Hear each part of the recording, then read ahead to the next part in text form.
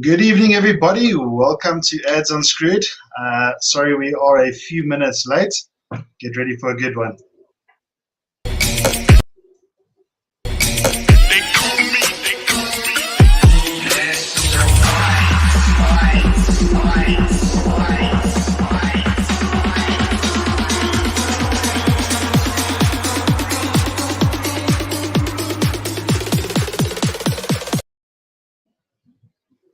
Ladies and gentlemen, boys and girls, it is an exciting day for me.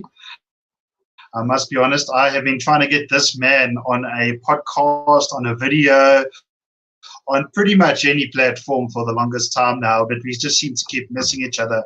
That's Mr. Herman Roux. How are you? I'm fine, thank you, Adam. How are you? I'm doing well, thanks. I'm glad that we got over the technical difficulties. Isn't it an amazing thing when you have something planned out? And we even did a dry run earlier. Isn't it amazing how technology can fail you when you need it the most? You know, it's happened to me so often that I'm doing something live and that I'm in the middle of something and I've been live for half an hour and then it just stops. And you know, then people, where have you gone? And then you have to restart and start over again. But you know what? It's part of how technology works. Sometimes it works, sometimes it doesn't work. But at least we've got the technology to do what part of life, isn't it? What we do. Well, I'm most certainly glad that we managed to sort it out, and I'm very excited to have you this evening. I myself have been a huge admirer of yours for a long time. Do you want to just give our viewers a little bit of an overview of who you are and what it is you do, what it is you stand for? Okay, cool. I will do that. So, hi guys, hi everyone. My name is Herman H. Roux. I prefer to be called H. If you want to call me H, you can do that. I am an animal rights activist and a patient rights activist. So what that basically means is that I fight for the rights of animals and for the rights of patients in South Africa. I am also a writer. I write extensively on various subjects on social media, and I also do a YouTube channel. And I'm a recovering addict, which means that I'm no longer an addict. I was an addict for a very long time, but I'm almost, this December it will be 5 years that I'm, thank you. This December it will be 5 years that I'm clean and sober. And yeah, that's basically my story. That's basically my story. It's you. You know, the funny thing that I realized about you is that you don't necessarily just have one area that you've excelled in. You've got a multitude of can we call them struggles and battles that you've sort of fought off individually and some together to still stand up today. Is that fair to say? You know what? Because I have mental illness, you sometimes get stuck in a specific thing. You become obsessed with one thing. So I try to have different things that I get involved with. And also, when you have mental illness and you're involved in something like animal rights, it can, they call it compassion fatigue. It means that after a while, it starts actually affecting your mental illness. So you have to take some time out and focus on something else so that your mind can basically just heal a bit. And then you go back, go back to it. But the two main things is mental health and animal rights. There's other things I'm also involved with, like I do some anti-rape activism, and I do a little bit of politics and so on. But yes, to answer you, I do try and diversify. I think it is important that that person not only focus on one thing the entire time. Yes. I think one of the things you're best known for is fighting for those who can't fight for themselves in the form of animals. Let's start with that subject. Let's unpack that a bit. What is how can we describe or define animal rights? Okay, so in humans, you've got in our constitution and worldwide, in every constitution in the world, you've got a Bill of Rights for humans, which means you've got the right to life, you've got the right to education, you've got the right to not be tortured, you've got the right to, a lot of things.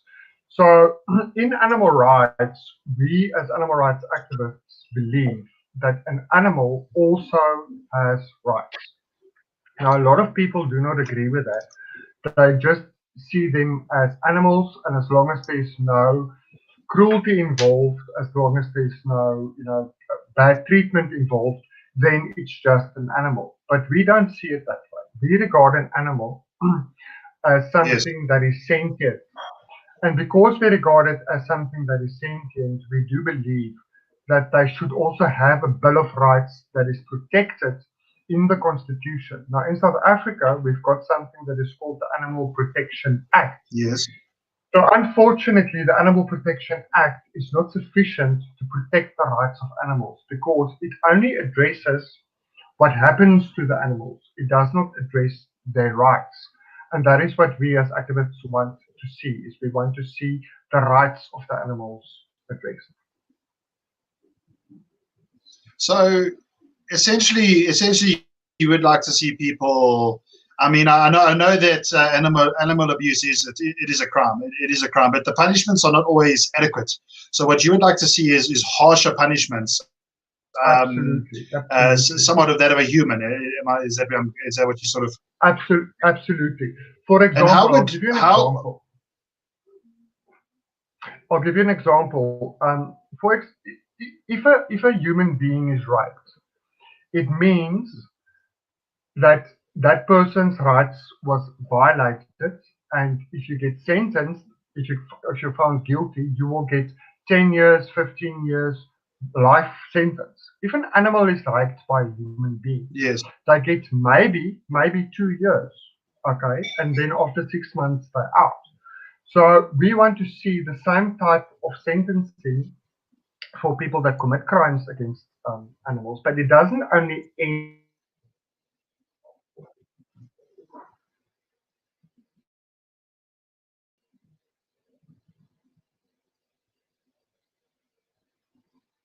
Have we lost Herman?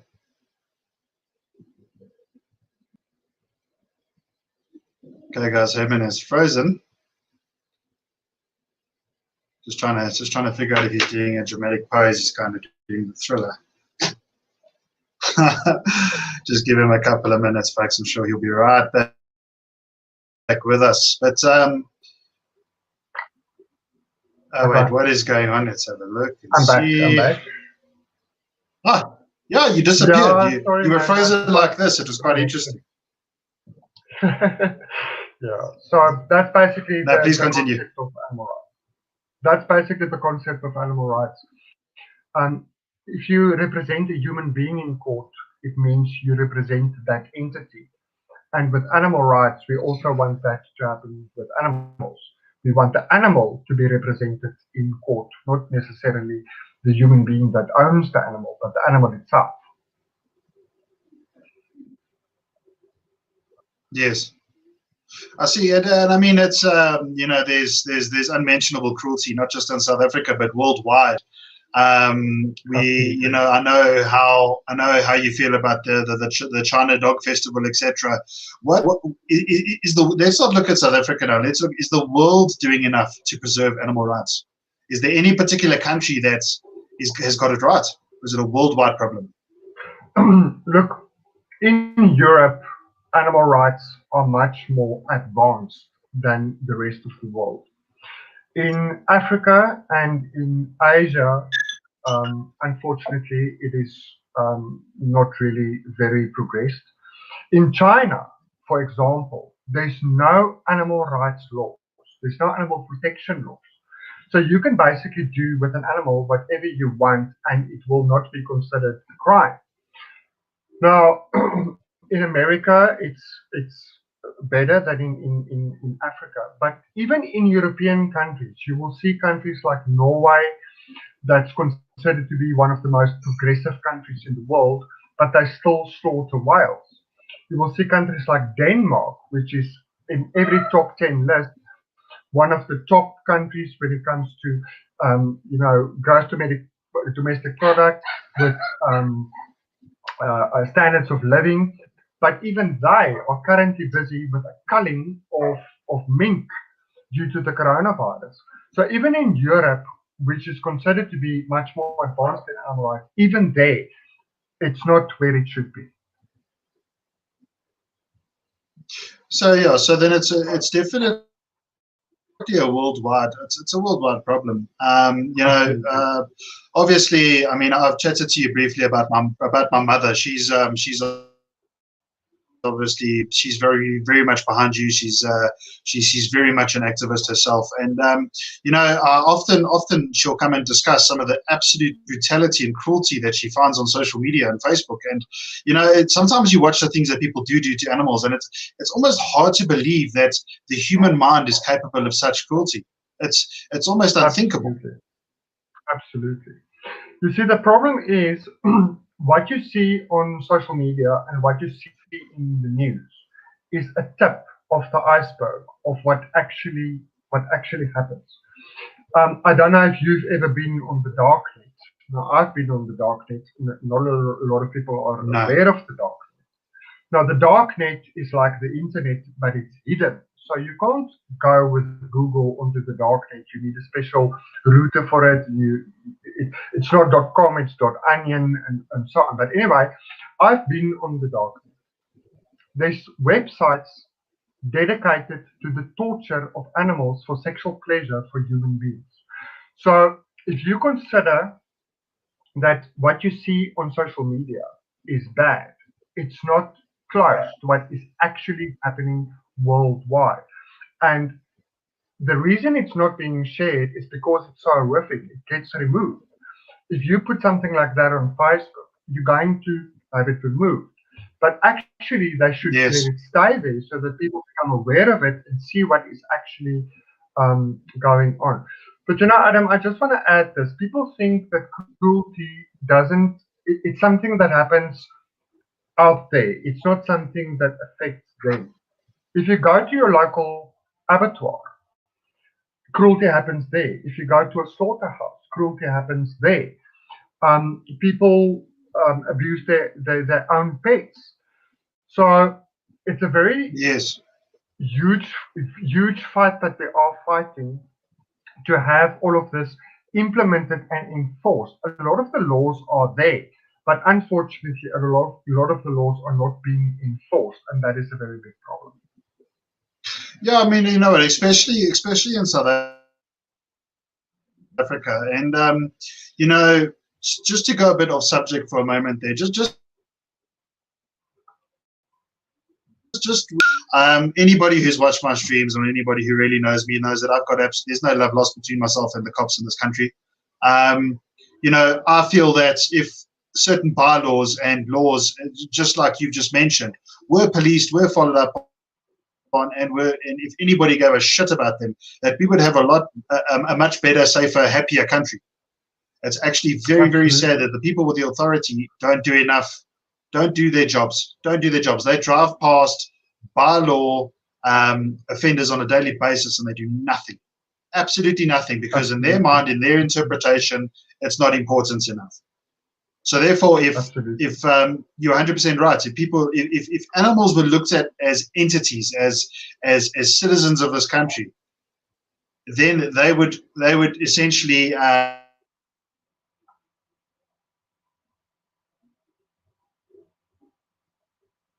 benefit from these. Absolutely. You see, the problem is, and I just want to say something about the police here.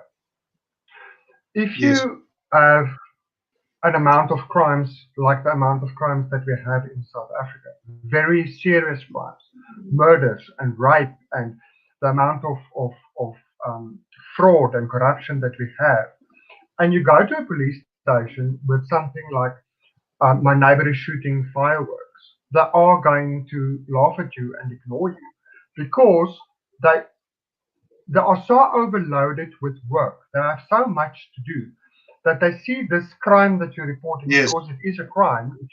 But a lot of people don't realize, if you contravene a bylaw, it is still a crime, even though it's only a bylaw. Yes.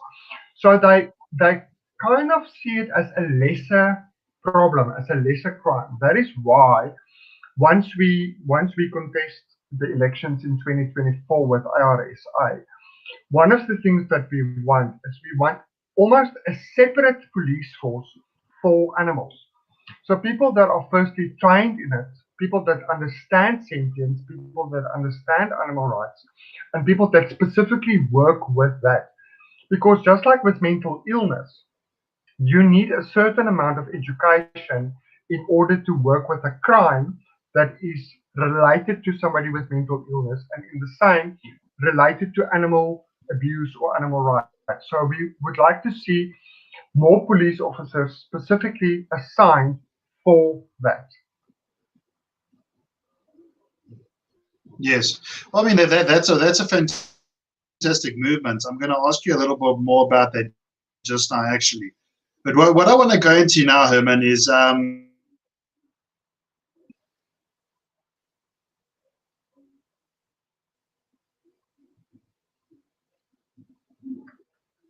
Sorry, you broke up there. I didn't hear that. did we lose you? Repeat it. I said you're famously known as a vegan. Am I correct? Well, I won't say I'm famously known as a vegan. I've only been a vegan for 3 years now, 2 years, 3 years. I became an animal rights activist before I became a vegan, and I was a vegetarian before that for a while, and before that I consumed meat. And that is the reason for that is I wasn't aware. I didn't know about the cruelty that is involved in the consumption of dairy, of eggs. So I educated myself, and then I decided to become a vegan.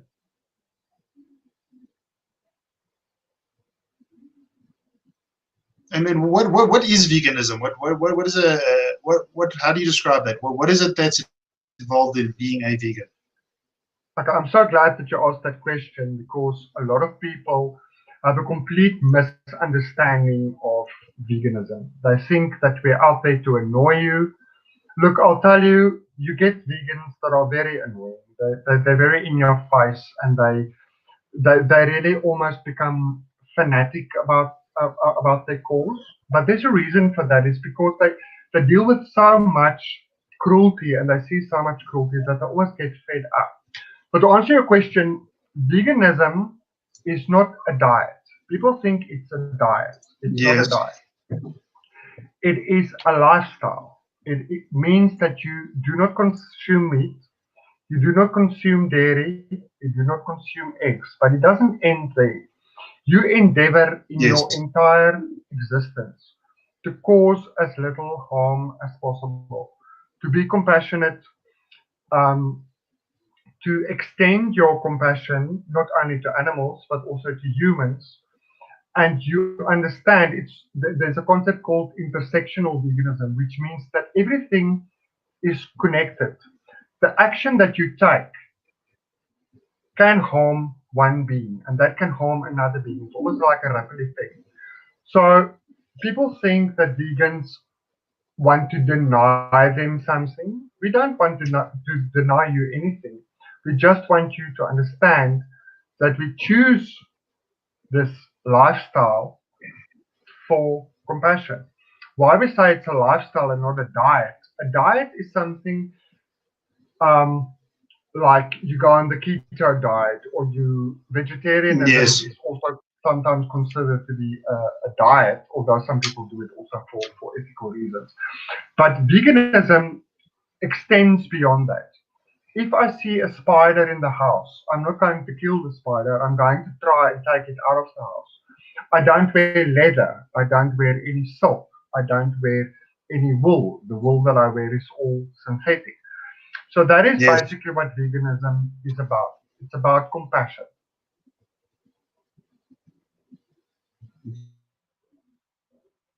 Okay. No, that actually just screwed me out of my next question there, because I was going to ask you, I was going to make a statement rather. I was going to say, so what you're telling me is that it's not just a diet; it is indeed a lifestyle change. It's the way it's the way you perceive things. Herman, I just want to bring up a comment quickly. From Chanel, who you all know is my lovely girlfriend. She obviously heard what you said about the drugs in the beginning of the show, and she says, "I'm proud of you for being sober. It's a very small percentage of people who remain clean, so it's an achievement." Thank you, Chanel. Thank you for your input. And I don't think there's a person that would disagree with that, Herman. Quite an achievement. She's got another question here, Herman. What is the hardest challenge when becoming a vegan? In the beginning, it's difficult because you don't know. You don't know what you should eat. You don't know what you should do. A lot of vegans in the beginning, they don't eat the correct foods. They don't take supplements, and then they become ill, and then they kind of lose interest in the cause because they're not educated in veganism. So it's very important that once you decide that you want to become a vegan, that you join vegan groups, that you do a lot of research on veganism, that you educate yourself on nutrition, that you find out what is vegan and what is not vegan, because a lot of people don't know what is vegan and what is not vegan. I'll give you one example. White sugar in South Africa is vegan. Now, people might frown and they might think sugar, how can sugar not be vegan? But in many countries, white sugar is actually not vegan because it is whitened with bone char. So that was in the beginning the difficulty. But what is difficult for me now, it's not difficult for me to be a vegan anymore. But what I sometimes find difficult is there's a term called cognitive dissonance. That means that people will consider a dog as important. Then they consume a pig because a pig is of less importance to them. When it's been proven that a pig is just as intelligent, if not more intelligent than a dog, can also feel pain and so on. Now, that is cognitive dissonance, and that is what I find the most difficult is that people can't make that connection, that all animals can actually feel pain and emotion and so on. And then, of course, the hate that we get a lot of hate. People, we get hate mail. I've received death threats and, so on. But it's part of what it is. You learn to deal with it. Sure. So there's a lot of hate out there, and it's quite a sad scenario. I mean, looking back to some of the earlier conversations you and I have had, surrounding me and having my own channel, is you've always warned me about trolls. You've always warned me about the dark side of putting yourself out there. And I take my hats off to you. I don't have a hat because for now I still have hair. When I go bald, I'm going to start wearing hats. But for now, I take my hats off to you, metaphorically speaking, because I must be honest, and I don't think anybody can really ever prepare for harsh criticism, and for you to charge forward in the way that you have with all the criticism, and I know the criticism. I follow your posts, I follow your social media. I know that people give you hassles, especially around the beliefs, and you stand up and you carry on. So for that, I think every viewer on this channel and myself would commend you, Herman. That is quite something. Thank you. I just want to add on something there. If you want to open yourself up for something and stand for something, you have to accept that you're going to get a lot of criticism. Criticism isn't bad. You always have to listen to the other side. You always have to consider their views. You have to, people are always going to disagree, and that's fine. That's fine. I mean, I have had shouting matches with people that I respect, and we work together, but we disagree on something, but our end goal is the same. Where the problem comes in is when people start bringing in malice. If they start attacking you personally, if they start becoming vile, then you need to ignore them. Then I always say don't feed them. As long as people remain civil, then it's fine. But the moment they become hurtful and they become vile and vicious, then you need to remove them. Then you need to remove them out of your life. So I've watched things. It's just spewing hate. It becomes about race. It becomes about sexual preference. It becomes about everything that what you guys are working for is not about.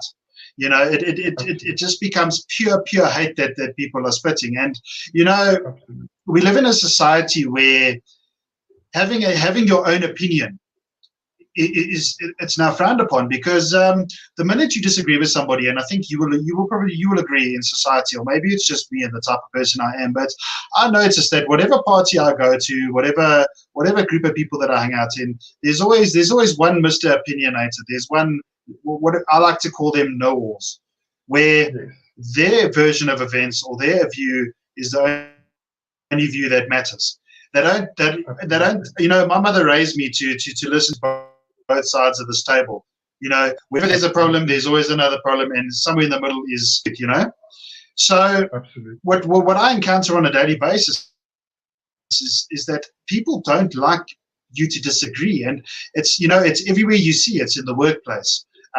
It's at extramural events, it's at sports, whatever the case may be. People don't like people who disagree with them, and I think you're always going to face a certain level of resistance when you don't necessarily share the view of the majority. Absolutely. The problem with that comes in if me and you have a if me and you have a disagreement on something, that is fine. We can have a disagreement on something because we have different opinions on something. But the problem comes in animal rights specifically. If somebody disagrees with you and you present them with evidence, okay, you say, but here's the evidence that the sheep on the ships are being tortured, they are being abused, and they still have their opinion, then it changes to something that we call willful ignorance.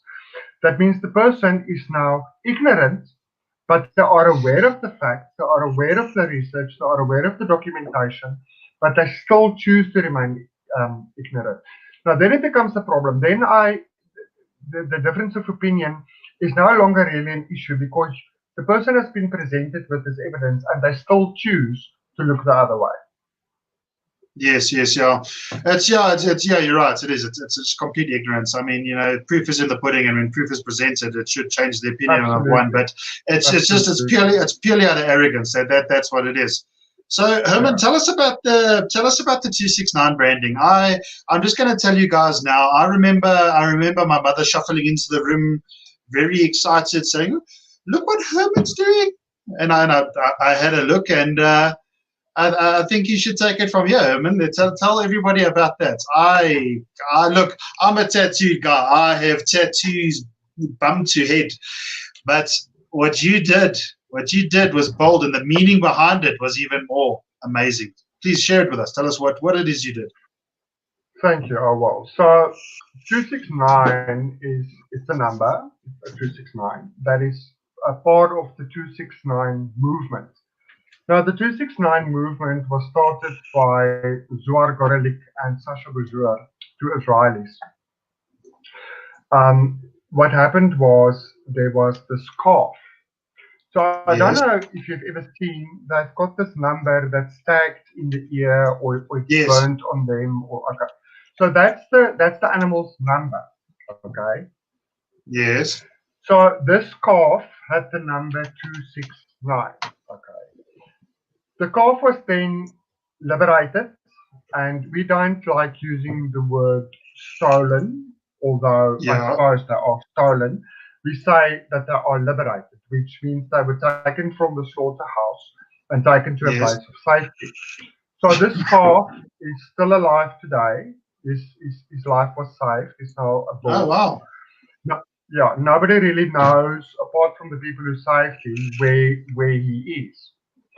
So Sasha Bajur started the 269 movement. And what the 269 movement is, it means that you get the branding. You go, they make a branding, a metal branding with the number 269 on. It's put into fire. It's made, red hot, and then it is burned either on your arm. I've got mine on my back. Now, the reason I do that, for each person, it's a personal choice. It's not something that you have to do if you're an animal rights activist. It's a personal choice. The reason I do it is that when I speak on animal branding, so that I can tell people, but I know how it feels like. I've had it done.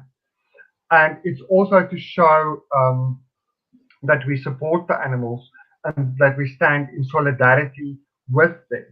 And then also another reason I decided to do it is for education. People will see me in the gym without my shirt in the showers. They see the number, they ask you, what is that? Why I've got this burn on your back? And then you explain to them, and then they become interested. And it becomes a discussion point, and you educate them. There was a guy in the gym, and I was in the gym showers, and he kept looking at me, and I eventually went to him and said, listen, you keep looking at me, can I help you? And he said, I just wanna ask about this number on your back. Were you like in prison or in a concentration camp or? So I explained it to him, and this guy stood there with his mouth open. And today, this guy is a vegan. He became a vegan. He's a bodybuilder. Yeah, he became a vegan. He said he's never been confronted with the reality of it so directly. And that is why I do it. Look, it's not something that I will advise any person to do. It's extremely painful. It's almost bordering fanaticism. Yes. I've got a photo of that branding from your Facebook page. With your permission, may I show the audience? Of course you can. No problem, you can. And there it is, guys. There it is. There it is. Wow, that looks toasty. My goodness. You know, Herman, tongue in cheek, if somebody were to cross out the 9, I would think you're part of the 26s. Yeah, so. Sorry, guys, that was a dad joke. Excuse me. No, it's fine. It's not something that I would advise anybody to do. There's actually a group on social media. It's called Animal Rights Activist Watch. So it's a group of people, obviously employed by the meat industry, that watch animal rights activists, and they actually made an article about my branding on how sick it is and how disturbing it is and so on. So it is something that creates a lot of controversy, and it's not something I would tell anybody to do because it's very painful and it can get infected and so on. I chose to do it because of my love for animals. And if I could do it again, I will definitely do it again. Tell me something. How when they branded you, how long? What is the correct term? Yeah. How long was the contact between this rod and your skin? Was it just a? Not long. Was it like? Is it? No, it's just. So you can. They sometimes do it very, very long, but because it was on my back on very soft skin, they didn't have to do it visible. Most of the activists that I know that has had it done have it done here in the soft flesh here, or in the forearm, or whatever. It was extremely painful, but it was also not as painful as I thought it would be. So a friend doctor explained to me the reason why it wasn't as painful as I thought it would be is the moment they burn you, it actually kills the nerves. But with an animal, you must remember they've got different skins than we have. So they've got all that hair, and I don't know if you've ever seen an animal branding. They push that into the body of the animal. Wow. So can you imagine how painful it must be for them? Yeah, absolutely. The fact that in this day and age they still do it is it's absolutely beyond me.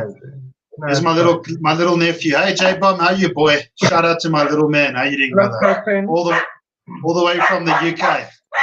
Hi, UK.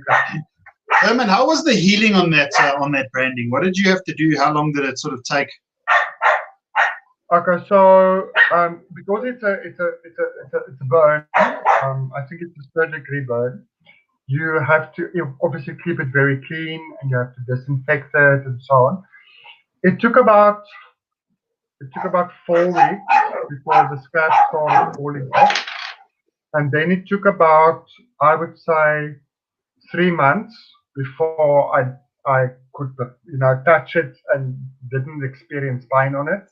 So yes. it takes about 3 months. It's a burn. It's a burn wound. So it does take quite a while. I still have the rod. I actually have the branding rod. People have asked me if I would brand them, and it's not something I would do. I would borrow the branding to them. I would lend it to them, but it's not something that I would do. It's something that is very personal. A friend of mine branded me, and if you want somebody to brand you, it's something that's very personal and very emotional, because it's not only the branding, it's the entire thing of why you do it. Yes, yeah. Well, look, having heard all of this, I can tell you that I'm never going to moan about a tattoo again. Often I'm sitting on the table and I'm biting my lip and I'm trying to take myself to a different place. And I don't think I'm ever going to complain again, because I now know that it could just get worse. I actually have no tattoos. I actually want to start getting tattoos, but I don't have any. Oh, gee whiz. Well, I'm taking you for your first tattoo, and we are filming it and we are posting it here. That's exactly what we're going to do. We got a comment from my lovely mother, Herman. She says, Herman is known as the sheep shepherd. Please ask him about this, Adam. Mom, stop giving my name away online. I love your mom. I promised I would give Lynette a shout out. Hi, Lynette. She's one of my biggest supporters, and I absolutely adore her. Thank you so much for your support. So tell us about the sheep shepherd, Herman. Your fans want to know. So the sheep shepherd thing comes from, there's a thing called live exports. Now, I don't know if you guys know what the live exports are. It means that animals like sheep and goats and cattle and so on are exported live to another country. Now, the reason for that is much cheaper. Yeah, it's much cheaper to do it that way.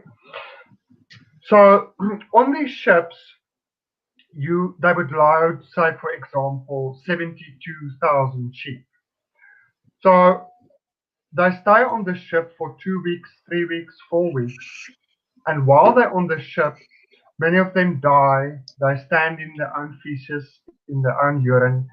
They literally boil to death.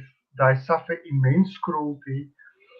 So I became involved with the National Council of SPCAs, with the NSPCA, in the plight of these sheep. I first became involved online. I started doing activism for it. I started sharing about it.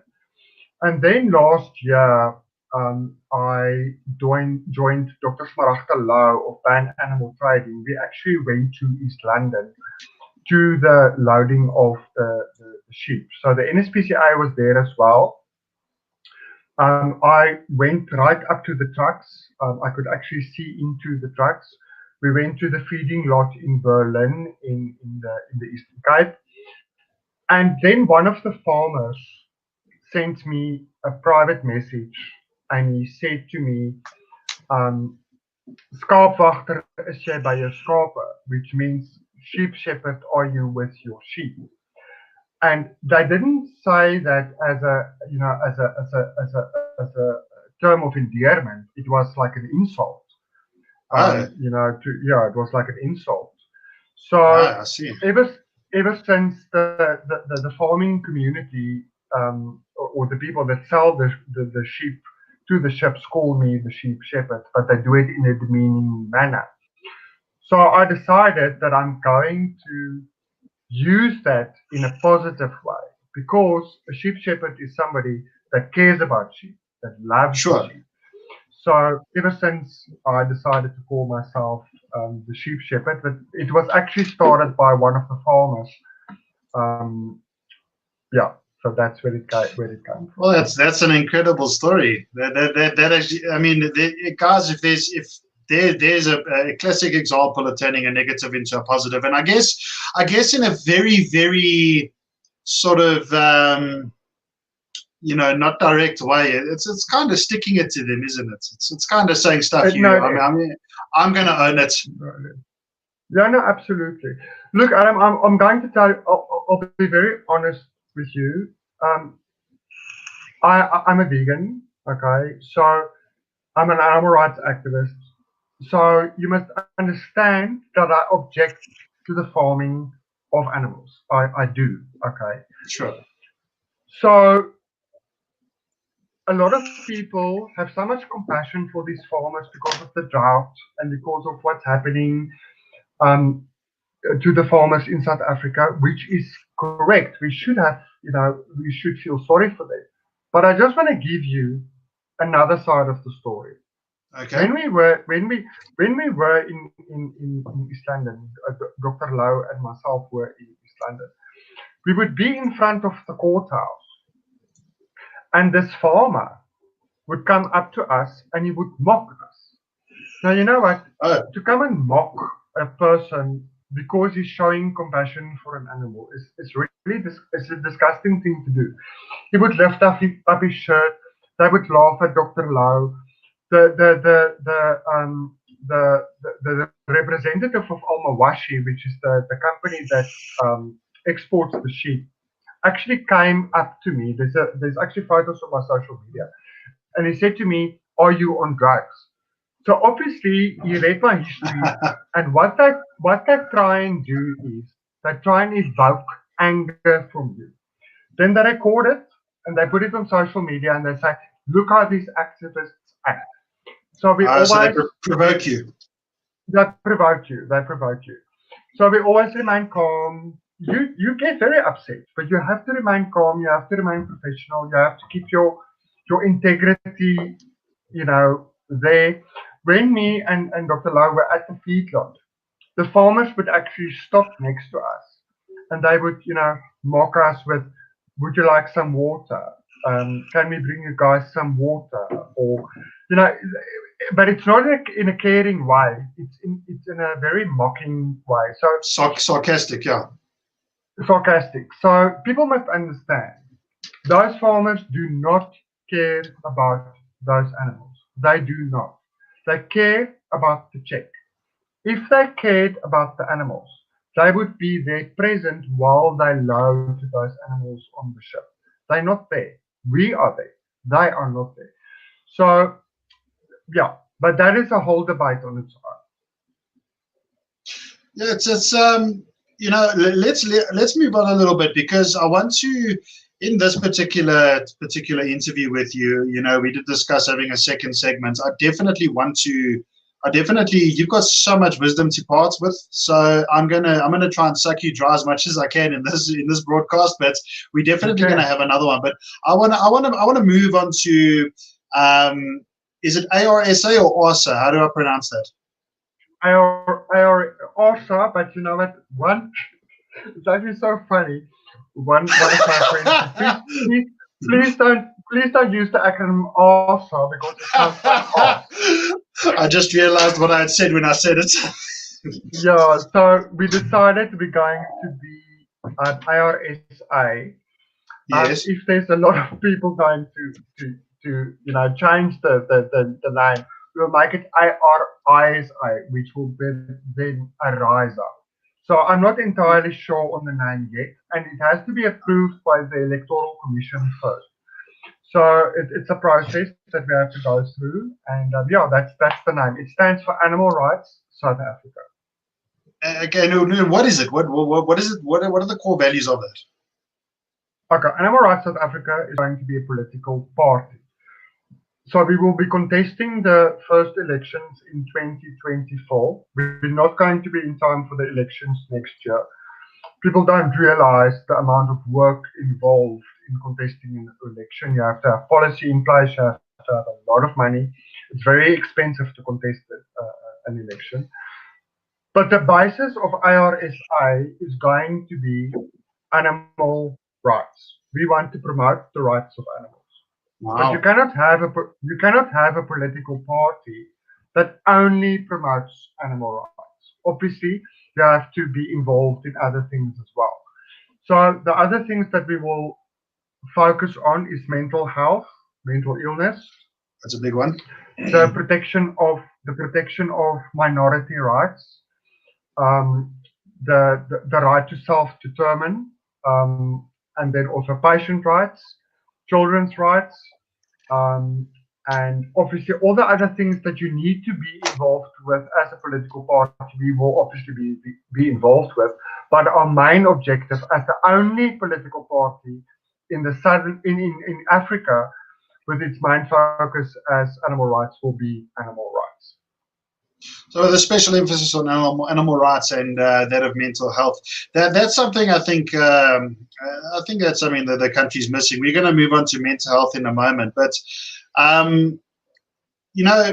now if somebody were to want to get involved with you or your organization, what could they offer? What could they do? And how would they get involved? Okay, so first of all, they can go to my social media. They can see the work that we do. I will post links to the political movement as soon as it's registered. They can join there. They can offer whatever service it is that they think they can offer. Guys. Yes. Thank you, Adam. We are going to expand a lot to different social media platforms. And then we will provide people with links where they can go and register. We're going to need people to stand in all the different constituencies, to stand in all the different suburbs. We're going to need representatives in all the different suburbs. We're going to need a lot of funding. So I do a lot of fundraising myself. I'm a very good fundraiser, but we're not talking here about hundreds of thousands. We're talking about millions that's going to be needed. So anybody that wants to get involved is more than welcome to send me a message on social media.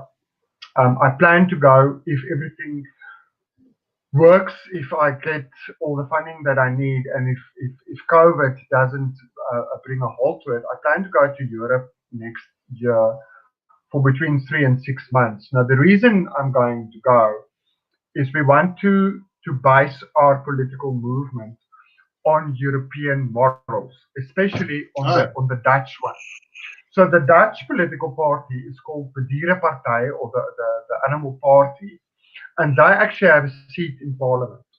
Now, very few animal rights parties have seats in parliament. There's one in New Zealand, there's one in Holland, and a few in the world, but very few actually have seats in parliament. So we want to go learn from them. We want to learn. I mean, they've been through all the motions. They can tell us, listen, this will work, that will not work, this will not work. And we plan to do a lot of education in schools, go to the schools, tell them why they need to vote for us, what it is that we're going to do, and so on. We've got 3 years to prepare, so it's a long time, but 3 years pass very quickly. But I will post on my social media. I will post all the updates, and we will also create a page for the movement. We can't do it yet because it's not registered yet. We're not allowed to do it before it's registered. So as soon as the registration has gone through, we will also then create a Facebook page. No, that's fantastic, Herman. Please do share that information with me. We will. Thank you. What I will do is once our broadcast is over and this is uploaded to the various platforms, I will include it in the bios. So we've been going for about 50 minutes now, Herman. I don't want to keep you too late, but what I do want to do is I want to unpackage the next subject, which is something that is very, very near and dear to me, the subject of mental health. Those who follow me will know that I did do quite an emotional broadcast 1 or 2 episodes ago where I opened up on my last couple of years, my childhood, my schooling, the challenges there. And mental health is always hits home with me. I struggle to get out of bed every single day. I'm also on various pills, and just like anybody else who suffers with this I'm going to call it a disease. I have my dark days.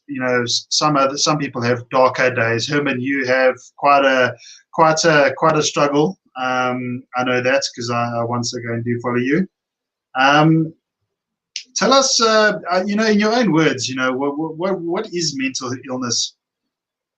Okay, so mental illness is an illness. It is like cancer, it is like diabetes, it is like lung disease, it's like heart disease. The only difference is this time the disease is, it's in your mind, it's in your brain, it's in your personality. And a lot of people then don't want to see it as an illness. They think it's something you have control over, but it's actually something you have so little control over. And that is what mental illness is. I just want to add something. A lot of people think that there's illnesses, mental illnesses, that cannot be cured. Although most mental illnesses cannot be cured, like bipolar disorder or schizophrenia or so on, they cannot be cured. People must understand that there's a difference between a learned disorder and an illness. If you have an eating disorder, it means you started either not eating or overeating to compensate for something or whatever. So it's a learned disorder, which means that you can unlearn it. With education, with therapy, you can learn to deal with whatever it is that's causing that, and you can Yes. actually become healed of your disorder. But when it comes to mental illness, it's a completely different ballgame. It's clinical, which means that it's actually a diagnosed illness that has to be diagnosed by a medical professional. So, something as you were talking there, something just dawned upon me. You and I discussed a couple of questions prior to the broadcast, and one has literally just stood out to me: the stigma surrounding mental illness, and it's something that's becoming more prevalent. I was applying for jobs not too long ago, and on one of the particular job applications, it actually asked if I suffer from any form of mental illness. And it gets me wondering, where on a job application it'll ask for your ethnicity, whether you're white, black, colored, Indian, and there's always a little message there or disclaimer that says for research purposes only. However, on this particular question about mental illness, that little disclaimer did not appear. It just gets me wondering whether a company will base a decision whether to hire you or not, which I mean is discrimination in itself, on your mental stability. Absolutely. I just want to, before I go into the thing of the stigma of bipolar or of mental illness, I just want to explain something to you and to everybody that's watching. If you ever get a questionnaire, either for a job application, for whatever, that asks you if you suffer from mental illness, that is illegal in this country. Nobody in this country, not even your employer, may ask you if you have mental illness. It's none of their business.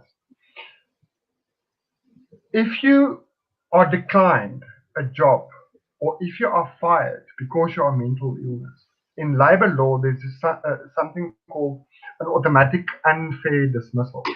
So say, for instance, you're employed and your employer finds out that you have mental illness and they fire you.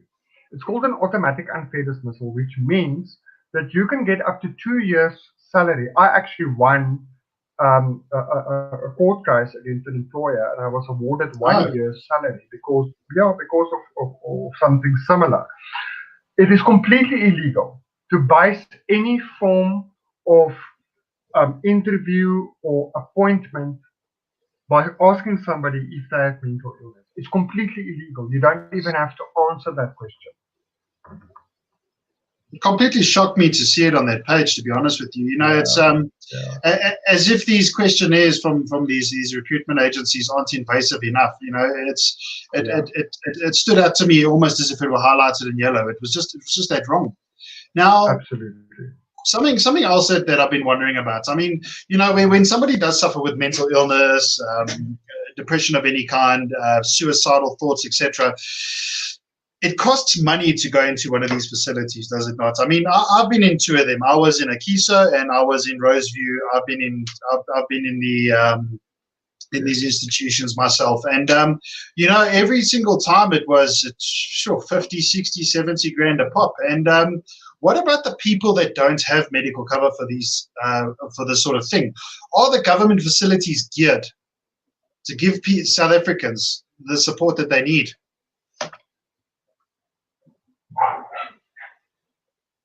Absolutely not. I was admitted to a public psychiatric institution for the first time when I was 16. I was there for 6 or 8 weeks. The second time I went to the same institution for 3 months when I was 19. Now this is a public psychiatric institution, and I mean I've been there. I can tell you now that it is not sufficient to deal with the mental illness cases that we have in South Africa. Not everybody is fortunate enough to have medical aid to go to a private psychiatric institution, and even if they do have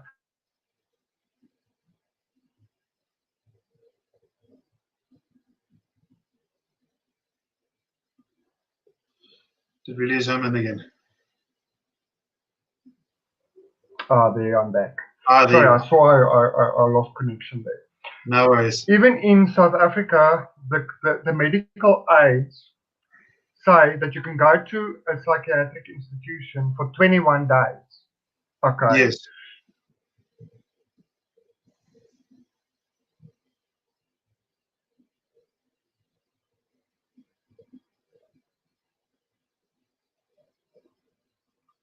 I'm starting to feel archer, guys. I'm not freezing at all. I'm thinking I should just. Is it working? I'm sure he'll be back with us momentarily, guys. But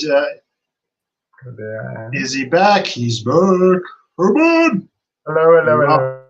Continue, please. So I don't know what I don't know what you got there, but I'll just recap quickly. Even in the private sector for people that have medical aid, there's discrimination because they send you to a psychiatric institution for a maximum of 21 days. Okay. So if you have cancer, it doesn't matter how long you need to go to hospital, the medical aid is going to pay. But if you have mental illness, they give you this maximum of 21 days. No, that's absolutely ridiculous because mental illness doesn't stop after 21 days. So now your 21 days is up, and then after 6 months, if you become ill again, what must you do then? You must go to a public hospital. And with my experience with public hospitals, everybody knows about my case against the Department of Health. I will not go to a public psychiatric institution again. I've been in on 2 occasions. I won't go again. Yeah, so I mean, you know, for the safety of your case and everything, I'm not going to go too deep into there, but I mean, it's you know, my son was born in a public hospital. So that I don't get sued, I won't necessarily name it. But he was born in a government hospital because at the time we were young, we didn't have medical aid, etc. And you know, it was so inconsistent. At some stages it was good, and for the better part it was absolutely shocking. I mean, for example, my ex-wife, she had a blood condition, which means that she gets she's a deep vein thrombosis, I believe it is. She gets blood clots, and before she left the hospital after having my son, she had to have blood tests to make sure that her iron ore levels were right, and then she could go ahead and leave. And I mean, you know, with the experience in there, we had nurses trying to moaning at us because we're trying to bottle feed our newborn son, and they want him to drink out of a cup. That's the level of incompetence that a newborn baby must drink out of a cup, like they know how to use a cup. It's the most ridiculous. And until I got to the point where I said to them, listen, this is my child, this is our child, sorry, and we will feed him any way we see fit. We will, you can advise us, but I don't agree with you. And we were desperate to get her out of there, and they would take blood samples and they would leave the blood samples on the table next to her for a couple of hours, to the point where they were spoiled. Then you had to wait and wait and wait for somebody to come take blood again. And I bailed her out of there, and we got our GP to sort it out. But I'm not sure what your experiences were, but it's a sheer level of incompetence. They don't treat anybody like human beings, and it's not even a race thing. Black people get across treated the board. Across the like pigs, white people and the foreigners, the Zimbabweans and the Ghanaians. Oh my Lord, the way they are treated in those facilities as well. So it's across the board. Absolutely. In South Africa, in the past, we transported the world's first heart. We've always had our doctors who were sought after worldwide, and so on. But now, today, our public health system is rated, I'm not sure what it is currently, but the last time I checked, it was 175th in the world, which is one of the lowest public health systems in the world.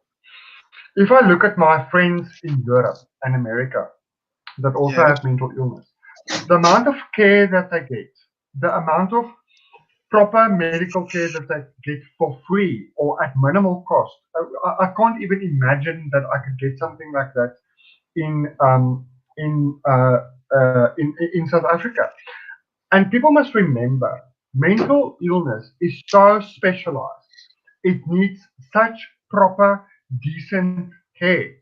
If I go to a public hospital now, say for example, I get a psychotic breakdown, and I have to go to a public hospital now, the amount of bad treatment that I'm going to get is so bad that I would rather just not go. I will just not go. And it shouldn't be like that. It really shouldn't. No, it shouldn't be. Somebody gets to that point, they need compassion and support and care. And absolutely. It's not somebody that's come in with a knife wound or a bullet wound or is feeling is got tummy trouble or something like that. It's almost it's an illness on a different level, isn't it? It's one that's extremely hard to fight. I call depression and anxiety a silent assassin, because 9 out of 10 people can't even see it in the people that they know. The happy boss at work, the lady that smiles all day handing out biscuits at the office. You just never know, because you wear a mask, don't you? Absolutely. No, absolutely. Unfortunately, and that is what we spoke about earlier, is the stigma around mental illness is still so open. And look, it's starting to become better. People become more aware. But overall, people still think, it's just something you can get over, and it's not that serious, and so on. When it's actually something that is extremely serious, that is causing a lot of manpower to be lost, man hours to be lost in the workplace, a lot of lives that are lost because people commit, suicide. So it is something that needs to be addressed much more on a much more professional level. And a lot more attention needs to be paid to mental health and mental illness. It's and I think it's actually quite, people need to educate themselves. If you've got a family member who suffers with this condition, this illness, if you've got a colleague, a close friend, educate yourselves, guys, because I think the first step to helping somebody with it is understanding it, and that goes for a lot of things in life. But with this being our subject matter, learn about it, educate yourselves, guys. If there's something you don't understand, like when I was in primary school and suffered with my Tourette syndrome, I was 8 or 9 years old. I can't expect 8 or 9-year-olds to jump on Google to understand their classmate. But I experienced a lot of ridicule because people didn't understand. And that wasn't just kids; that was teachers. There was people in education. There was principals. These are grown-ups that we look up to that didn't take the time to educate themselves. People who tell me that ADHD, as an ADHD sufferer, I was just a misbehaved child who lacked discipline. Yeah, You know, absolutely. educate yourselves. And I think another important point to make is that people should only comment once educated. You know, it's one of these things, and I'm sorry, I'm going to go on a bit of a rant here, but it's something that I experience all the time. Whenever you have a Yeah, legal matter, suddenly everybody in the world is a lawyer. When you have a medical problem, everybody is absolutely. suddenly a doctor. When you become a new parent, Absolutely. people force their experiences on you, tell you what to do. Absolutely. But, you know, Absolutely. they call it advice, but it comes across as pushy. You know, educate Absolutely. yourselves, people. That is the message here. Herman, I just want to add something. Sorry, I just want to add something on that. sure. I kind of blame the medical community for that because in my support group, I see a lot of people with Yes. mental illness that go to medical professionals and they still don't even know what it is that they have. So the psychiatrist doesn't explain to them what is going on, what it is that they're experiencing, what it is about. You can't expect a layperson to understand his own illness if a doctor doesn't explain it to them. And also with the family members. I mean, if you have a serious illness, you can't expect your family to just understand it. Somebody must Uh, explain it to them. They must be, do research. And there I kind of blame. Look, I've got a lot of respect for doctors, but I kind of blame them. They often give you a script and off you go, and that's it. They don't explain exactly to people what it is well, that they are they don't dealing with. explain it in And that layman's should terms, be do done. they? They should be. No, they don't. No, they don't. They give you this big term, and then you think you're going to get the plague, and you got depressed because you don't understand what's going on. And then sometimes, when you understand what it is, it actually becomes easier for you because you know what it is about. Yes, absolutely. Now, Herman, there are various types of mental illness. You know, some worse than others. Let's look at things like bipolar, schizophrenia, borderline, and depression. What are the differences between those? I think it's bipolar 1 and 2. I didn't even know there were two stages of Yes, there's actually four. So mental illness is so vast. There are so many different mental illnesses. If you look at the ICD, the International Classification of Diseases, or the DSM, the Diagnostic and Statistics Manual of Psychiatry, the fifth edition is out now. If you go and look there, the amount of mental illnesses that are listed, it's actually scary. If you so many that people are not even aware of. But you get the ones that are most prevalent and that people it. I know see. about the most. So the ones that are most prevalent and the people that know about the most is depression, major depression, then bipolar disorder 1 and bipolar disorder 2, and then you get schizophrenia, then you get cognitive dissociative identity disorder, which is multiple personalities, and then you get borderline personality disorder. Then you get a host of others, but those are the main ones. So I'm quickly going to very shortly. It's impossible to give a complete description of each, but I'll quickly Yes. give a short description of what they all are. So depression means that you feel depressed about things. You are somber. You feel hopeless, and so on. Then bipolar disorder means that you have depression and mania. So depression is here at the bottom, mania is here Yeah. at the top. So you alternate between the two.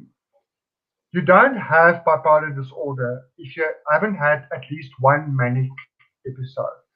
So it's very important that people with depression only don't classify themselves as bipolar because you're not bipolar. For bipolar disorder, you have to have both the mania and the depression.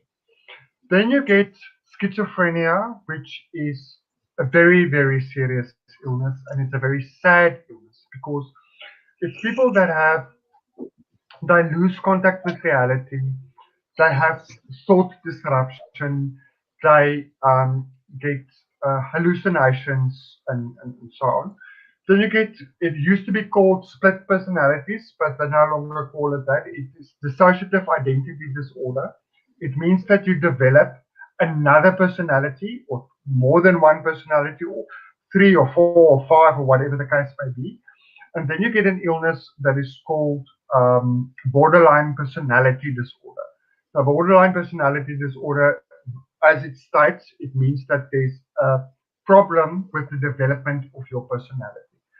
So those are the main ones, but there's a lot of them. There's eating disorders, there's detachment disorders, there's educational disorders. There's so many different disorders that it will take us 10 years to work through all of them. Yeah, I don't have 10 years. I'm already starting to feel old. As soon as I turned 32, my knee stopped working.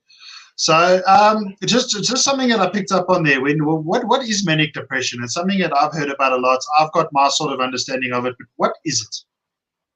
Manic depression is bipolar disorder. It's bipolar disorder. Okay. It used to be called manic depression. So it's manic and depression. Then the DSM changed it to bipolar disorder. So you've got, it's called bi is two, polar, the two poles. So it means you alternate from the depression into the mania. So it's no longer called manic depression. It's now called bipolar disorder. And what is a manic episode exactly? How would one know that they're having a manic episode, or would they know at all? It's not always easy to see when you're manic. That is why they've got two different bipolar disorder 1 and bipolar disorder 2. So bipolar disorder 1, you get mania. So I'll explain what mania is now. And in bipolar disorder 2, you get what is called hypomania, which is a less intense form of mania.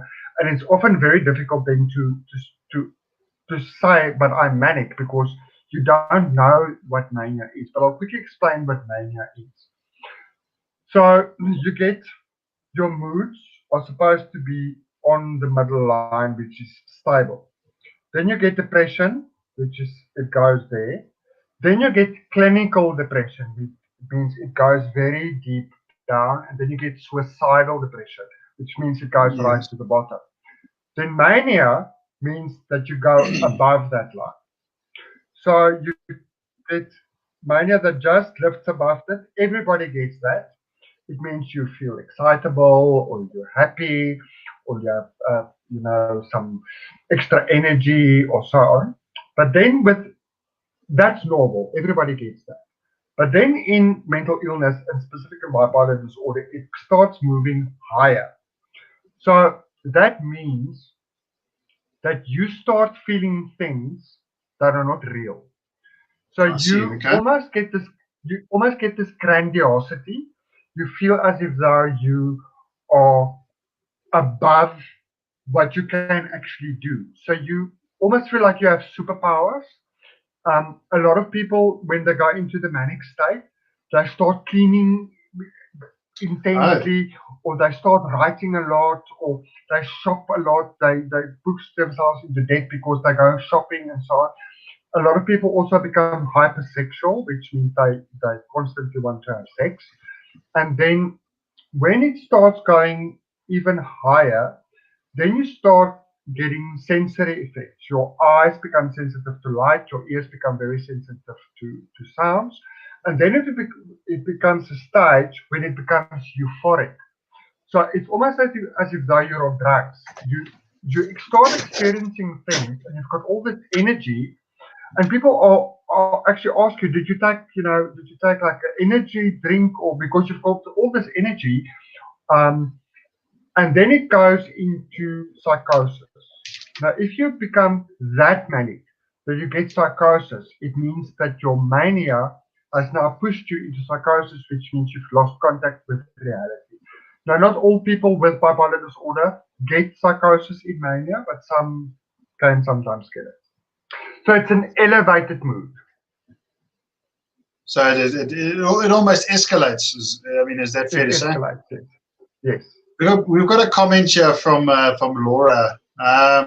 Thank you, H. It can be very frustrating when someone suffering with mental illness needs support and they're met with confusion, apathy, and even anger. People are suffering alone because they and others lack information. I think that right there is a very fair comment coming back to what we said. I don't think there's enough, there's not enough, I mean, I think there's an abundance of information. I believe that people just don't take the time to go and read up on it. So it's easier to almost pretend it's not there. Absolutely. Thank you for that comment. And I always say, and it makes me very sad, because I am very fortunate that I have a lot of support. I mean, I've got a huge support group.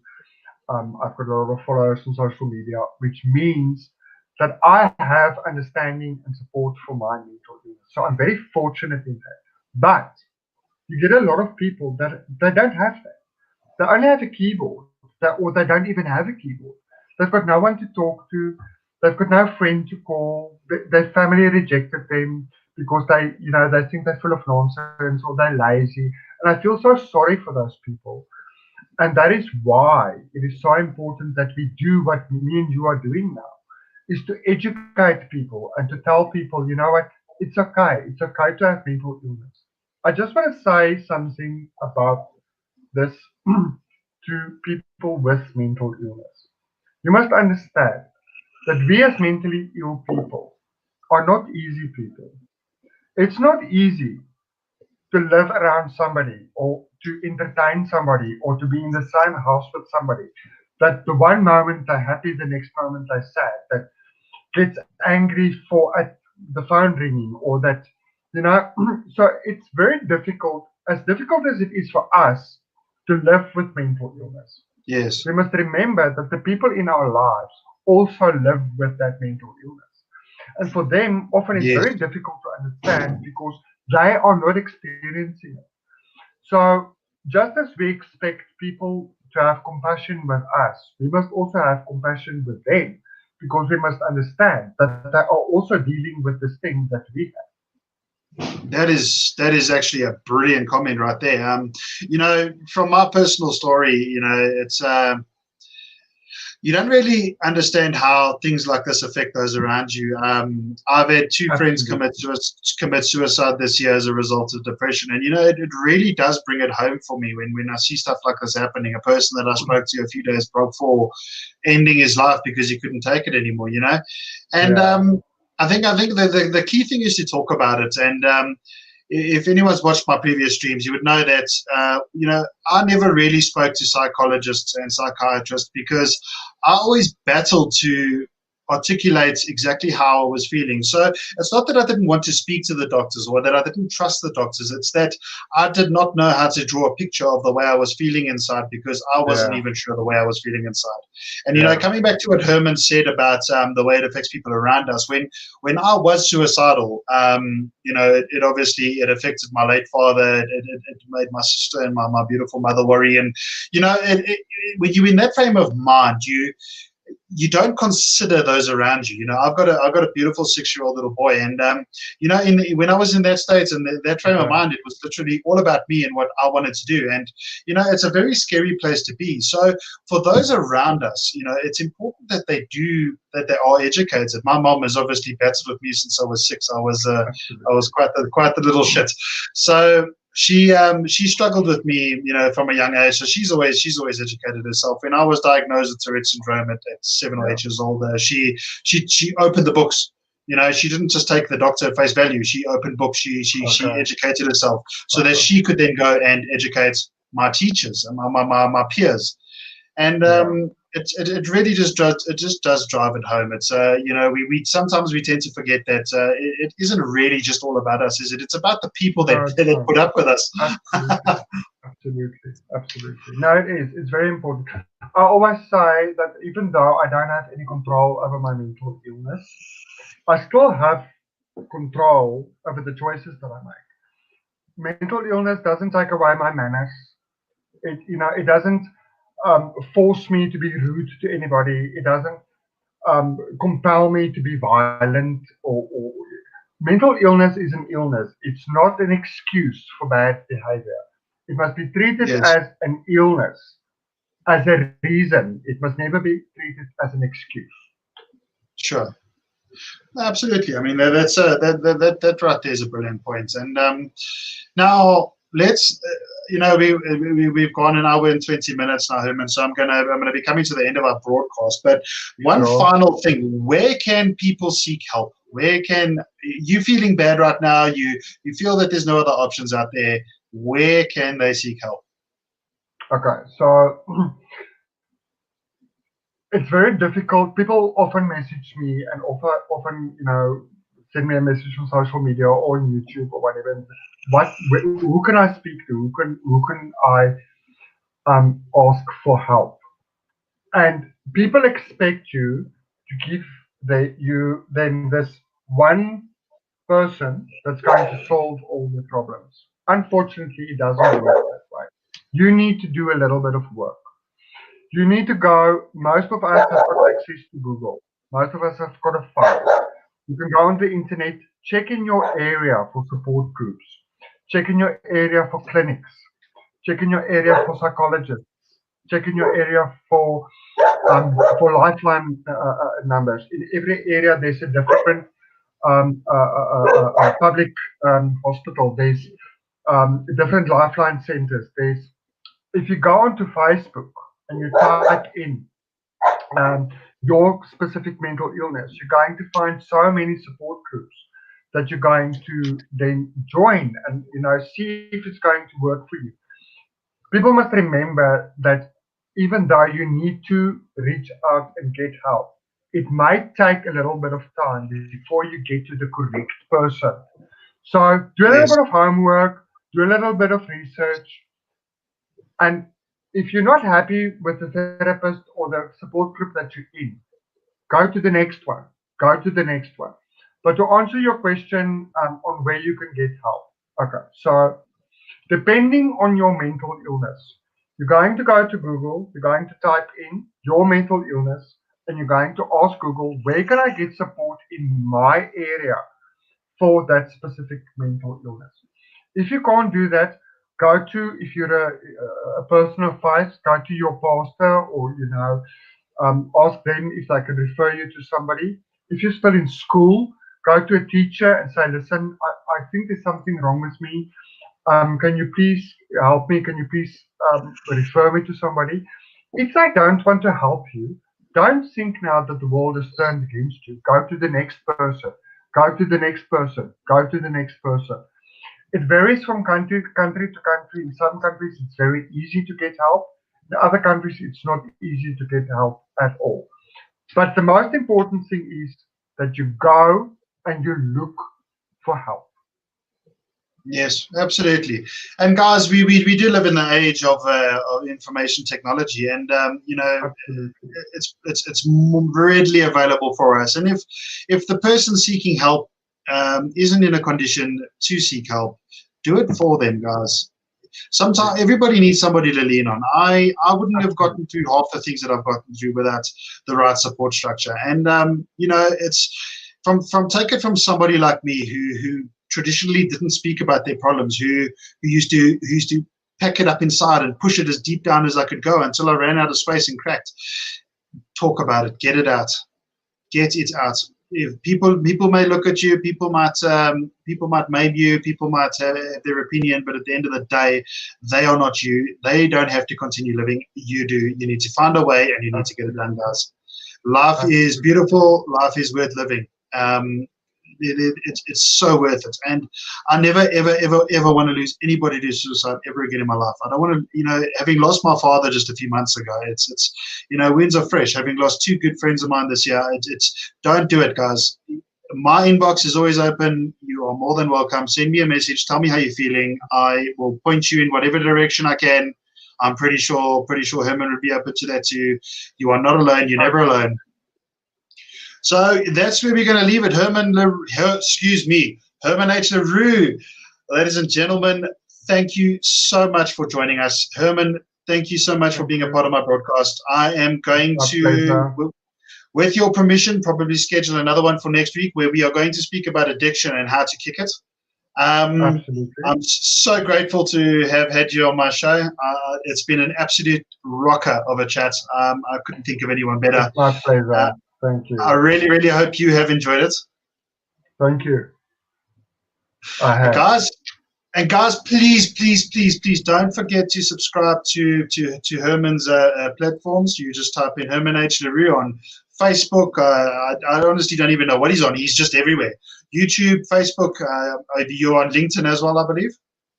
Yes.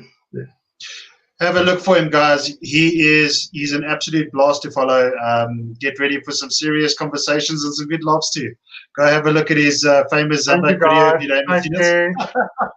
Thanks a lot of care. And guys, please don't forget to subscribe to my YouTube channel. It's as simple as going to the YouTube page, typing in Ads Unscrewed, going to my page, hitting the subscribe button and that bell for a reminder. Help me grow my platform. I've got an excellent Facebook following. My YouTube following is growing. I appreciate you guys. And thank you so much. This has been Ads Unscrewed.